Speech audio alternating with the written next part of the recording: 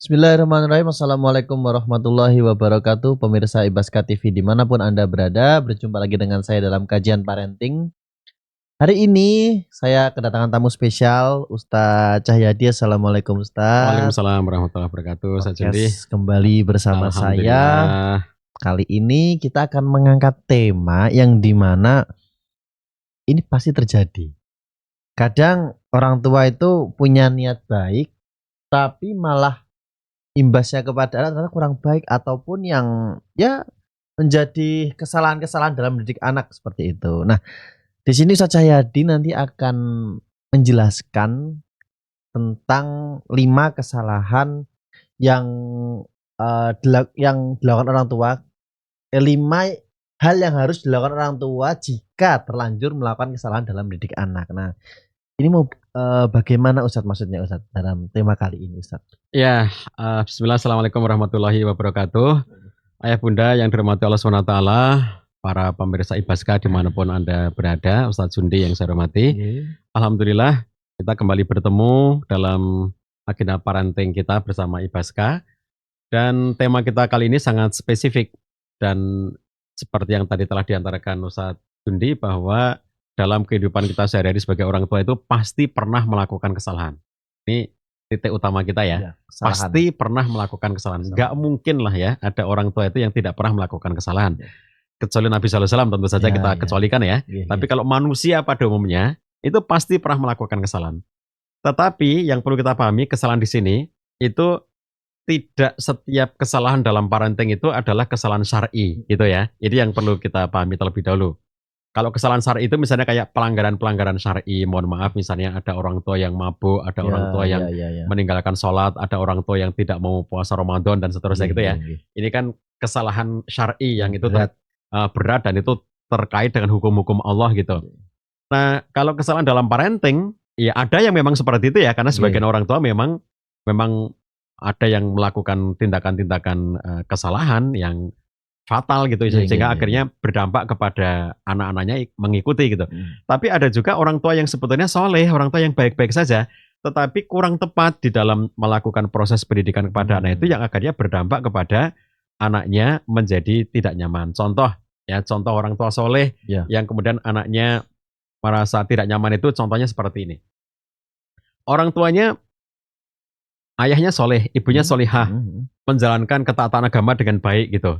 Tetapi ketika dia menyuruh anaknya sholat misalnya gitu, itu dengan ancaman-ancaman yang membuat anak takut gitu. Nah, jadi ancaman itu salah satu metode pendidikan. Tetapi kalau itu yang lebih banyak ancamannya, maka tidak menimbulkan pendidikan, tapi menimbulkan ketakutan. Nah, ketakutan itulah yang pada akhirnya ada anak yang merasa trauma dengan agama. Saya bertemu dengan satu keluarga di mana keluarga ini konseling ya kepada kami di ruang konseling, yang kemudian anaknya itu merasa trauma dalam beragama karena ketika kita tanya kenapa anak ini trauma dalam agama, misalnya contoh trauma itu misalnya gini, dia perempuan dan dia mengatakan bahwa saya itu sama sekali tidak nyaman ketika disuruh pakai kerudung menutup aurat gitu.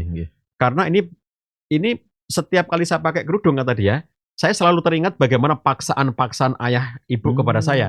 Sehingga setiap kali pakai kerudung itu, yang terbayang adalah paksaan orang tuanya gitu. Demikian pula ketika dia baca Quran. Dia pintar baca Quran, tapi setiap kali dia baca Quran, yang terbayang adalah ini hasil paksaan orang tua. Jadi, antara kesolihan orang tua yang rajin baca Quran, kondisi orang tua yang sangat rajin dalam sholat, menutup aurat dengan baik dan seterusnya. Tetapi ketika kemudian mengaplikasikan itu kepada anak, ternyata menggunakan cara-cara pendekatan yang tidak tepat. Dampaknya ada anak yang mengalami trauma. Dia masih mengikuti orang tuanya sampai ketika dia itu SMA. Lulus SMA, dia kemudian menyatakan diri, aku nggak mau lagi dipaksa-paksa. Maka ketika dia kuliah, dia lepas jilbabnya, dia nggak menutup aurat dengan baik ketika di kampus, kemudian dia tidak mau menjalankan seperti misalnya baca Quran nggak mau lagi gitu ya. Sholat itu ya kadang mau kadang nggak mau gitu. Ini akhirnya orang tuanya gelisah dengan fenomena itu dan datang ke ruang konseling untuk menceritakan kondisi anak perempuannya itu. Nah, ketika terjadi seperti itu, ini kan kita tidak serta-merta. Orang tua tidak boleh serta-merta mengatakan anak saya berdosa karena dia tidak mau menutup aurat, karena dia tidak mau tilawah lagi karena sholatnya bolong-bolong dan seterusnya. Tapi lihat apa yang telah dilakukan orang tua. Kenapa anaknya sampai seperti itu? Dulu anaknya di sekolah Islam, dulu anaknya di sekolah dengan pendidikan yang baik, tetapi ternyata gaya pendidikan orang tua yang sedemikian kaku, sedemikian tidak nyaman pada si anak ini, menyebabkan anak lebih kuat menangkap sisi-sisi kekerasan ya dalam tanda petik itu. Jadi seakan-akan terjadi kekerasan di dalam penunaian ajaran-ajaran agama itu kepada anaknya sendiri. Dan itu membuat anaknya menjadi traumatik. Jadi ini yang tentu saja insya Allah kalau seperti ini ada solusinya ya. Pada waktu itu kami sudah membahasnya. Saya tidak akan menyampaikan di sini. Tetapi yang ingin saya sampaikan adalah bahwa setiap orang tua itu punya peluang untuk melakukan kesalahan-kesalahan seperti itu. Entah kesalahan secara syar'i sebagian, yang lainnya kesalahan secara teknis, kesalahan pendekatannya, kesalahan cara interaksi dan komunikasinya, dan seterusnya. Nah, jadi semua orang itu saya kira pernah melakukan kesalahan-kesalahan manapun bentuknya gitu ya. Nah sekarang persoalannya, pertanyaannya begini. Apa yang harus dilakukan oleh orang tua ketika si orang tua ini terlanjur melakukan kesalahan yang terlanjur dilakukan kepada anaknya itu. Dan apalagi ketika orang tua melihat dampak itu kepada anaknya gitu ya. Nah saya kira yang pertama kali harus kita lakukan sebagai orang tua ya, itu adalah menyadari kesalahan. Nah, sadar dulu. Sadar. Ya, menyadari bahwa memang dia melakukan kesalahan.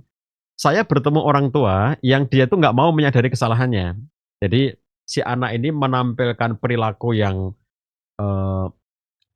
kurang baik, tidak baik ya. Jadi istilah psikologinya maladaptif. Dia nggak mau melakukan, tidak mau berlaku yang adaptif sesuai dengan keinginan orang tuanya.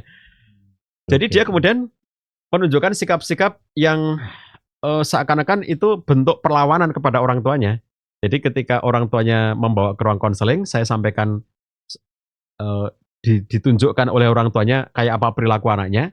Saya sudah punya dugaan, ini sepertinya anak ini sedang melakukan satu bentuk perlawanan kepada orang tuanya, tapi orang tuanya nggak nyadar bahwa itu sebenarnya bentuk perlawanan kepada dirinya.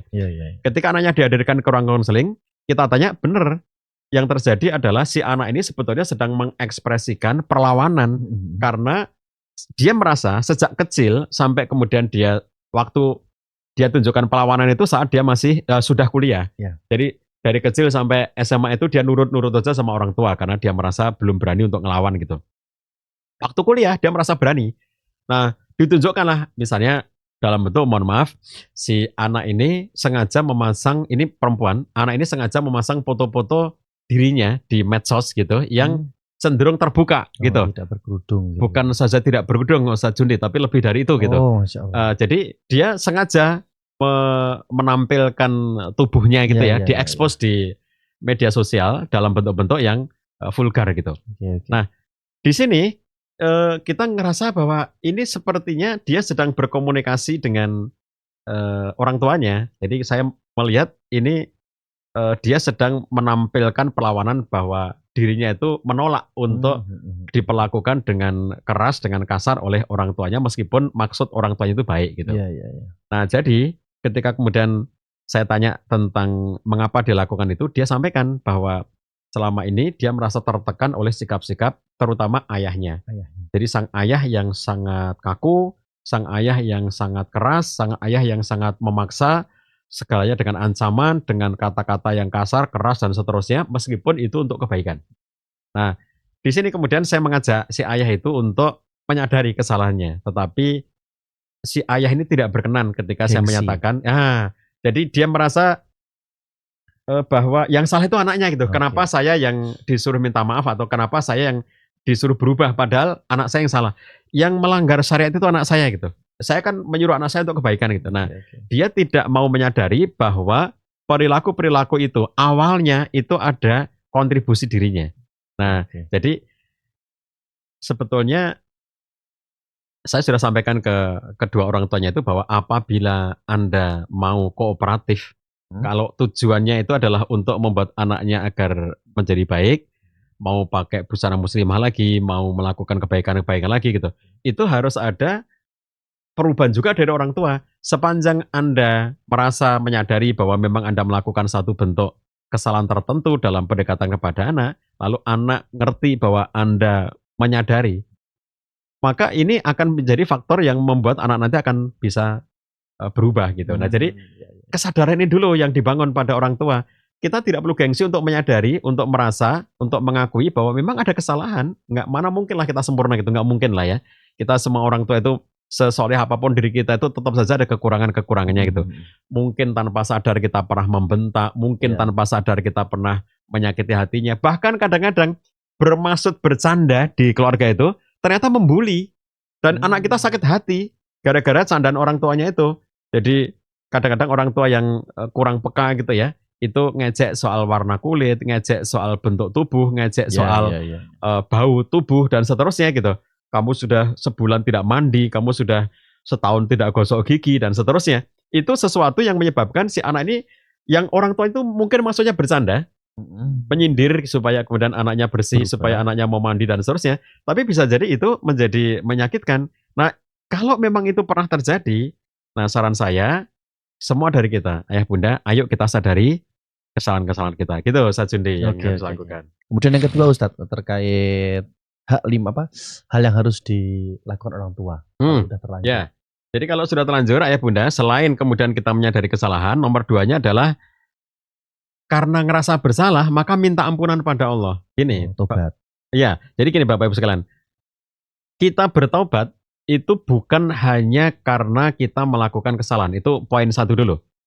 Kita bertobat itu, tobat itu sebagai bentuk ibadah kita kepada Allah. Jadi begini, misalnya ya, seandainya ya, saya melakukan introspeksi, kesalahan saya apa ya sebagai orang tua ya, kok rasanya nggak ada ya, misalnya gitu.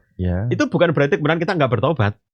Jadi tobat itu adalah bagian dari cara kita untuk beribadah kepada Allah, cara kita untuk mendekat kepada Allah, cara kita untuk dicintai Allah, itu bertobat salah satunya.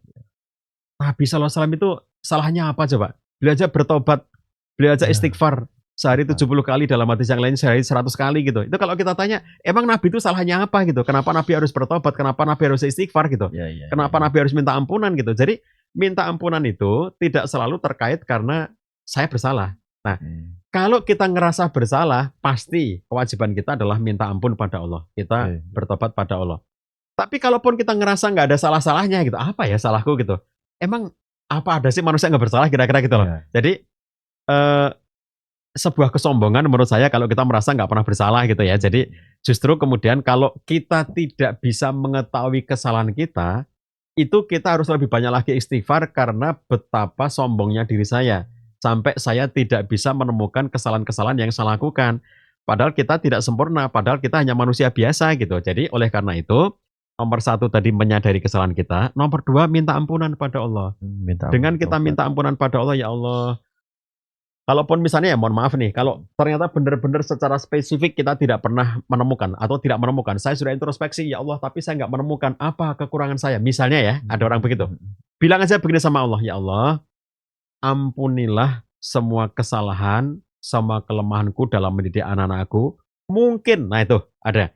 Mungkin selama interaksi dengan anakku, aku pernah menyakiti hatinya, tapi aku nggak tahu ya Allah.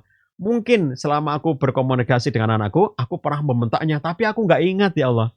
Mungkin aku pernah melakukan sesuatu yang membuat dia marah kepadaku, tapi aku nggak menyadarinya ya Allah. Nah itu kita minta ampunan pada Allah. Seandainya kita bisa menemukan bagian mana yang itu salah, bagus. Itu yang namanya nomor 1 tadi, menyadarinya. Tapi andai kita tidak menemukan, merasa bahwa saya sudah belajar S2, S3 di bidang pendidikan anak, saya sudah doktor di bidang itu, saya nggak mungkin melakukan kesalahan. Nah ini malah sombong ya kalau seperti itu. Maka istighfar karena kesombongan kita gitu. Jadi jangan sampai kita merasa sempurna. Ya inilah yang harus kita lakukan, minta ampun kepada Allah karena semua manusia itu butuh ampunan Allah. Orang tua itu ayah bunda sekalian, entah kita merasa sudah benar dalam mendidik anak atau kita merasa belum benar dalam mendidik anak, itu tetap harus ada minta ampunan kepada Allah sebagai bagian dari cara kita untuk menunjukkan bahwa ya Allah saya itu lemah, saya itu nggak bisa ya Allah, yang bisa mendidik itu hanya Engkau lah maha pendidik ya Allah, saya hanya manusia biasa, banyak kekurangan saya ayah yang sangat banyak bekerja keluar rumah sampai kemudian kurang dalam interaksi dengan anak saya hanyalah seorang ibu yang cerewet emosional karena banyak urusan-urusan rumah yang belum selesai sampai akhirnya kadang-kadang kebawa emosi kepada anak-anak. Saya hanyalah hamba yang lemah ya Allah, maka ampuni semua kelemahan-kelemahan saya. Jadi minta ampunan pada Allah supaya kemudian Allah memberikan kekuatan pada kita. Begitu Ustaz Ya, Judi. ya. Setelah sadar menyadari, kemudian kita bertaubat. Yang ketiga apa Ustaz? Nah, yang ketiga kemudian setelah kita minta ampunan pada Allah, kita juga jangan gengsi minta maaf kepada anak kita. Minta maaf. Nah, oke. jadi minta maaf juga tidak selalu karena ngerti kesalahan. Gini, ayah bunda, kalau kita tahu kesalahan ya, oh kemarin saya habis emosi sampai saya mukul anak saya, ini berarti tahu ini nggak boleh nih orang tua mukul kayak begitu kepada anaknya. Lalu minta maaf, nak, maaf ya, ayah kemarin emosi sampai mukul kamu gitu. Ini kita sadari kesalahannya nomor satu tadi, terus istighfar pada Allah, ya Allah astagfirullahaladzim, kenapa aku mukul anakku, ya Allah ampunilah aku, ya Allah aku telah memukul anakku. Nomor tiganya, sampaikan pada anaknya, nak maaf ya, tadi ayah emosi, jadi ayah mukul kamu, maaf nak ya, ayah berjanji berusaha untuk tidak pernah mukul kamu lagi. Ibu minta maaf nak ya, tadi telah memarahi kamu. Ibu tadi telah ngomong yang tinggi kepada kamu, ngomong yang jelek kepada kamu. Maafkan ibu nak ya, ibu tadi emosi. Jangan gengsi untuk mengatakan maaf kepada anak. Itu kalau kita tahu. Kalaupun kita tidak tahu, kita juga harus mau minta maaf kepada anak kita, nak. Selama ayah dan ibu mendidik kamu, mendampingi kamu, tentu bapak dan ibu ada kesalahan kekurangan yang mungkin saja bapak ibu tidak menyadarinya. Maafkan ya ayah ibu, maafkan ya kesalahannya, kekurangannya, kelemahan ayah ibu, bantu ayah ibu agar bisa menjadi orang tua yang lebih baik lagi dan seterusnya. Nah itu diantara yang bisa dilakukan, minta maaf kepada anak sehingga anak tahu orang tuanya juga mau berubah, mau menyadari, mau meminta maaf, tidak gengsi. Itu pendidikan yang bagus.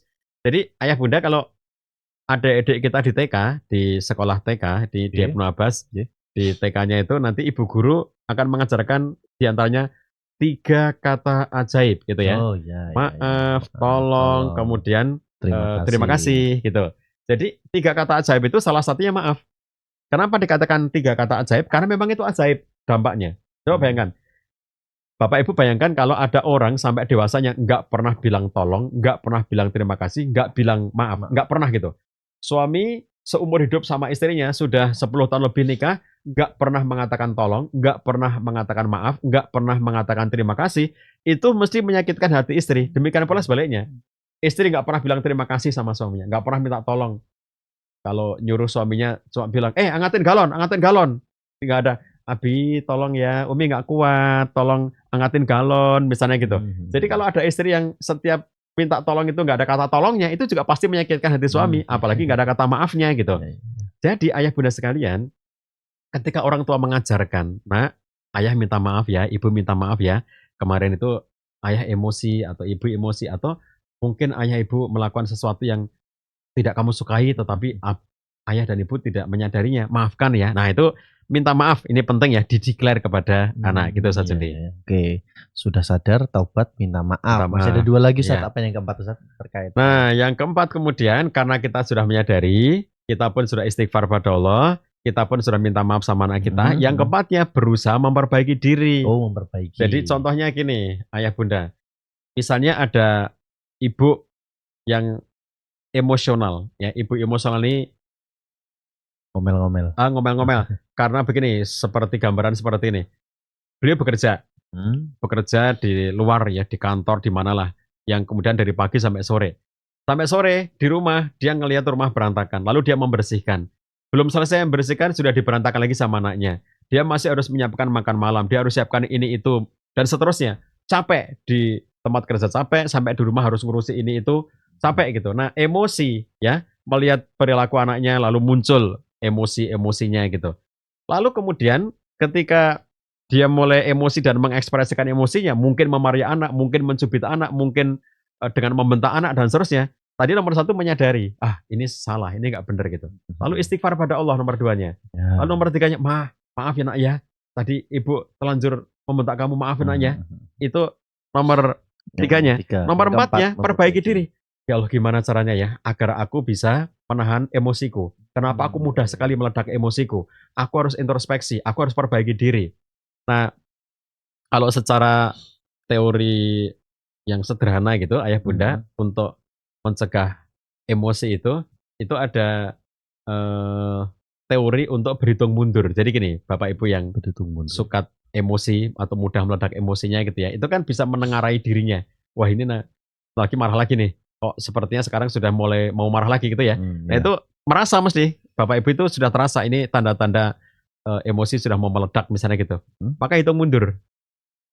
Ya Allah, kuatkan aku untuk tidak marah ya Allah. 4, 3, 2, 1. Stop. Nah, stop itu astagfirullahaladzim, astagfirullahaladzim, astagfirullahaladzim. Jadi menghitung mundur untuk membuat kita tuh sadar, aku nggak boleh marah. Aku harus menghentikan Iya. emosiku ini. Aku harus menghentikan supaya tidak terjadi ledakan kemarahan. Oh, antara suami dan istri juga begitu. Jadi kalau ada suami yang pemarah, suka emosi, istri yang pemarah, suka emosi, itu begitu melihat fenomena yang membuat diri emosi, ya Allah ini kalau tidak ditahan meledak lagi, nanti jadi marah lagi gitu. Tahan dan kemudian hitung mundur. 4, 3, 2, 1, stop. Astagfirullahaladzim, astagfirullahaladzim, astagfirullahaladzim. Ya, jadi masing-masing dari kita menyadari bahwa harus melakukan perbaikan-perbaikan diri. Apa yang menjadi kelemahan kita? Kalau memang kelemahannya pada sisi emosional, di antara cara-cara sederhananya seperti itu. Tapi bisa jadi nanti ada hal-hal lain atau problem-problem lain yang dimiliki orang tua yang selama ini tidak baik pada anaknya, perbaiki diri. Oh, ternyata aku belum mengerti ilmu tentang bagaimana menghadapi anak tantrum.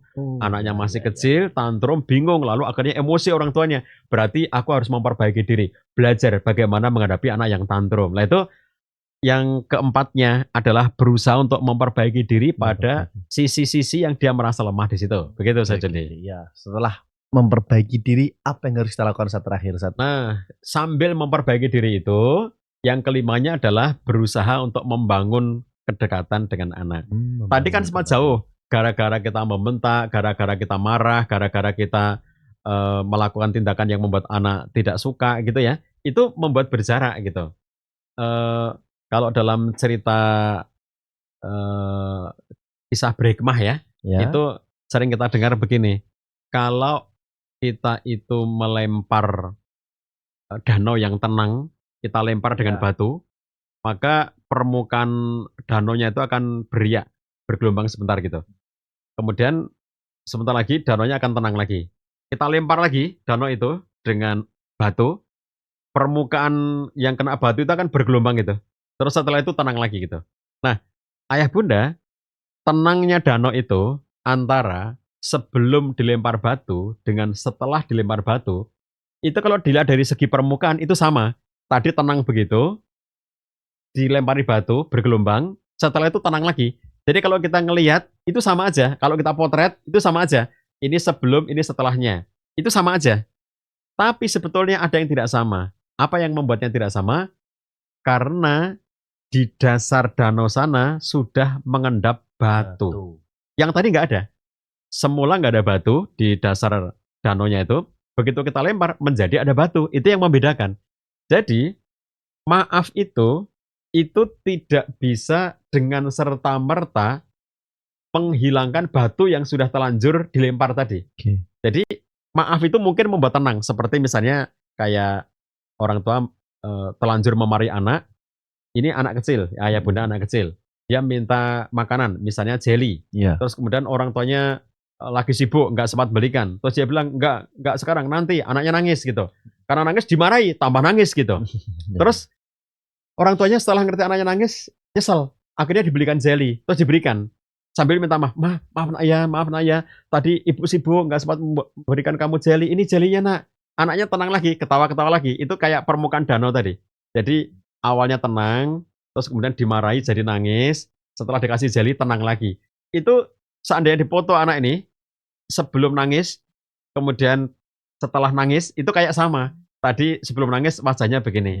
Terus setelah nangis, lalu kemudian dikasih jelly, lalu tenang lagi, wajahnya begini lagi. Seakan-akan sama, tetapi ada yang tidak sama, yaitu ada luka dalam hati anak itu karena kekasaran orang tuanya, karena pelakuan orang tuanya. Nah inilah kenapa perlu kepada kita itu untuk melakukan tindakan yang kelima, tidak cukup dengan meminta maaf, tidak cukup dengan memperbaiki diri, karena belum mengambil batunya. Cara kita mengambil batu adalah dengan jalan kita membangun kedekatan lagi dengan anak kita. Jadi maaf itu ya, anak kita bisa memaafkan. Ya udahlah, ayah aku maafkan, udahlah ibu aku maafkan. Itu itu yang kemudian seakan-akan sudah tenang, suasananya sudah tenang karena tadi ada konflik, saling memaafkan, tenang gitu. Ini Iya, iya, apalagi iya. kalau urusannya dengan anak remaja ya, berantem-berantem, lalu kemudian orang tuanya minta maaf dan anak remajanya mengatakan, "Udah aku maafkan." Terus seakan-akan udah tenang lagi. Mhm. Padahal di dasar hati, di dasar jiwa anak remaja kita sudah terlanjur ada batunya gara-gara tadi ada kekasaran sikap atau perlakuan orang tua yang tidak menyenangkan itu. Inilah cara kita mengambil batu agar yang tadi melukai dia itu selesai, itu dengan jalan membangun kedekatan. Jadi kita membuat hubungan yang baik, hubungan yang dekat dengan anak kita, sampai dia yakin, sampai dia percaya, ayah memang baik, ayah memang sayang aku, ibu memang baik, ibu memang sayang aku. Jadi kalau kemarin ada melakukan kayak begitu benar-benar mungkin karena khilaf, ya namanya orang manusia, Iya, pasti iya, ada iya. khilafnya. Anak sampai menyadari seperti itu. Jadi kemudian batu itu diangkat sendiri sama anak. Itu yang nanti tidak Mmm. menimbulkan yang disebut dengan luka pengasuhan. Luka pengasuhan itu berarti sampai dewasa batunya itu nggak diambil. Orang tua tidak mengambil atau dia tidak mengambil. Sehingga akhirnya luka-luka tadi itu masih menjadi sesuatu yang nyata sampai si anak ini dewasa bahkan ketika dia sudah menjadi orang tua pula. Nah ini ayah bunda sekalian ya, 5 hal yang perlu kita lakukan apabila kita terlanjur melakukan Melakukan kesalahan. kesalahan. Nggih, nggih, Kalau nggih. belum terlanjur jangan melakukan kesalahan semaksimal mungkin. Iya. Tapi kan itu sulit. Nggih, nggih, nggih. Realitasnya kita sudah berusaha, tetap saja ada bocor-bocornya. Mhm, mhm. Marah, emosi, nggak nyadar mencubit, nggak nyadar melakukan melontarkan kata-kata yang menyakiti dan seterusnya. Nah, itulah realitas interaksi kita sehari-hari. Maka terus-menerus kita mengupayakan, perbaikan, di saat yang sama kita juga kalau memang terlanjur ada hal-hal yang kita lakukan dengan tidak tepat tadi ya, nah itu yang harus kita lakukan. Demikian Ustadz Jundi, Nggih, nggih, nggih. mudah-mudahan kita semuanya dikuatkan Allah SWT dalam mendidik anak-anak kita. Iya, amin, amin, amin, amin. Ya Ustadz, mungkin ada sedikit hal yang masih mengganjal dari saya Mhm, Ustadz. mhm. Kesalahan itu kan mungkin masih bisa terjadi lagi Ustadz ya? Ya, Entah kesalahan yang sama atau kesalahan yang lebih berat lagi mhm, kepada mhm, anak kita. Nah, untuk menghindari kesalahan yang sama berulang-ulang, apakah kita harus melakukan 5 step tadi terus Ustadz? mhm, mhm. Nanti lama-lama anak jadi kayak merasa Kebal, iya kebal, itu ya. bagaimana Ustadz? Nah sebetulnya kuncinya di nomor 4 tadi. Nomor 4 dan nomor 5 itu kunci, karena kalau dia sudah berusaha memperbaiki diri itu artinya peluang untuk melakukan kesalahan yang sama menjadi berkurang. Manusia bisa melakukan kesalahan, tetapi bukan kesalahan-kesalahan berulang, itu ya. Oke, oke. Jadi kalau misalnya kemarin ngamuk-ngamuk, itu sebagai kesalahan yang kita sadari, lalu kita perbaiki diri, maka dengan perbaikan diri itu, ngamuk-ngamuknya, emosi-emosinya itu makin berkurang. Berarti Mhm, kesalahan di tingkat yang sama ini akan berkurang, atau berkurang. bahkan bisa jadi enggak sama sekali lagi gitu. Jadi kita mungkin melakukan kesalahan yang berbeda gitu, tapi bukan kesalahan yang sama. Yang membuat anak kita menjadi ilfil kepada orang tuanya, kalau kesalahan sama diulang terus-menerus. Sehingga dia ngelihat orang tuanya tidak pernah berubah, orang tuanya selalu begitu. Udah nggak ada gunanya lagi Ya, ngomong sama orang tua karena dia selalu melakukan kesalahan-kesalahan yang sama gitu. Jadi kesalahan yang sama diulang-ulang itu menandakan orang tua tidak pernah berubah, orang tua mhm, tidak pernah memperbaiki diri, orang tua tidak pernah menyadari, orang tua tidak pernah bertaubat, orang tua tidak pernah berupaya untuk menjadi lebih baik gitu. nggih, nggih. Tapi bahwa ada kesalahan yang berbeda, ada kesalahan yang berbeda. Nah, itu manusiawi ya Oke, karena oke, oke. sesuatu yang sifatnya memang begitulah manusia, Ya, ada ya. titik-titik kelemahannya. Begitu Ustaz Selalu Jundi. bisa berbuat salah gitu Ustadz. Iya, iya. Kemudian, mungkin terakhir ini Ustadz ya, saya mau tanya, eee, bagaimana Ustadz kita sebagai orang tua ini kalau berbuat salah sudah melakukan 5 hal tersebut, Mhm. tetapi anak itu enggan untuk memaafkan kita itu gimana Ustadz? Ya, jadi kalau ada anak yang enggan memaafkan orang tuanya, kemungkinan besarnya karena memang luka hatinya sudah terlalu dalam. Kecewanya sudah terlalu berat, berarti bertumpuk-tumpuk. Iya, iya. Jadi mungkin orang tuanya dalam tanda petik terlambat ya melakukan ini tadi gitu. Dari dulu sudah melakukan banyak kesalahan, tidak pernah mau minta maaf, tidak pernah menyadari, tidak pernah mau memperbaiki diri dan seterusnya. Sehingga luka hati anak itu sudah menumpuk-numpuk gitu. Nah, di titik itu ketika memang sudah bertumpuk-tumpuk, sangat mungkin anak itu akhirnya melakukan perlawanan dalam bentuk tidak mau memaafkan. Nah, kalau sudah seperti ini, maka ini sudah memerlukan tindakan yang ekspert, yaitu misalnya kita harus membawa anak kita bareng-bareng dengan orang tuanya ke ruang konseling, ke Oke, psikolog, oke, oke, kepada oke, oke. ahli yang kemudian memediasi ini gitu. Karena ini sudah tidak dalam batas-batas yang wajar atau normal. Kalau dalam batas-batas yang wajar atau normal, karena semua orang pasti melakukan kesalahan, maka anak juga mesti tahu bahwa ya ini kelemahan orang tua saya, ini kekurangan orang tua saya Iya, gitu ya. iya, iya, iya. Gak mungkin lah ada anak itu apa istilahnya itu bahwa tidak mengendaki orang tuanya itu tidak punya kesalahan sama sekali, itu nggak mungkin lah ya. Itu Iya, iya. semua anak juga setelah dia dewasa pasti tahu bahwa tidak mungkin ada orang tua itu yang sempurna, itu pasti Iya, iya. setelah dewasa tahu. Tetapi kenapa ada anak yang tidak mau memaafkan, bahkan sampai akhirnya dalam konflik-konflik itu sampai level yang mengerikan gitu ya. Orang tuanya dipukuli, orang tuanya dianiaya, Iya, iya, dibuang, dititipkan ke panti asuhan Iya, iya. dan tidak mau menengok sampai matinya dan seterusnya. Kemarin yang salah satu kejadian yang cukup viral itu adalah seorang anak laki-laki yang mukuli ibunya, dan ibunya sudah nggak tahan dipukuli anaknya itu. Akhirnya karena sudah sekian kali dipukuli dan ibu ini tidak mampu untuk mendidik anaknya dengan baik, dilaporkan polisi. Sampai akhirnya si anak ditangkap polisi dan masuk tahanan polisi. Tapi setelah ditahan, ibunya jadi nggak tega. Itulah kasih sayang ibu ya. Iya, iya. Dia datang dan dia cabut laporannya. Dia minta kepada Pak Polisi agar mengeluarkan anaknya dengan mencabut laporan itu. Dan di sini kalau kita perhatikan ya bahwa sampainya anak itu melakukan tindakan yang sangat keras kepada ibunya itu pasti juga sudah ada tumpukan-tumpukan. Nah, jadi kalau sudah di level seperti itu ya, memang ini butuh perlakuan-perlakuan yang khusus karena sudah menumpuk. Seandainya tidak terjadi penumpukan yang ekstrim seperti itu, umumnya itu masih akan bisa diatasi dengan cara-cara yang 5 tadi saya sampaikan tadi. Demikian Ustaz Juni. Iya, terima kasih Ustadz atas nasihatnya terkait 5 hal yang ini mungkin sering terjadi kepada kita orang tua, berbuat salah pada anak, yang anaknya jadi bandel ya Ustadz ya. Nanti kan ibaratnya jadi bandel dan lain sebagainya. Iya. Kita harus bisa memulai untuk menyadarkan diri kita, kemudian bertaubat, meminta maaf kepada anak, memperbaiki untuk lebih baik lagi dan membangun kedekatan kembali. Ya. Mungkin begitu Ustadz ya Ya, untuk siap. podcast pada hari ini terkait 5 hal yang harus dilakukan orang tua jika terlanjur melakukan kesalahan dalam mendidik anak. Terima kasih Ustadz Cahyadi atas wejangannya yang cukup masuk ini buat saya dan mungkin pemirsa Ibaska TV di rumah. Saya cukupkan sekian. Terima kasih. Assalamualaikum warahmatullahi wabarakatuh.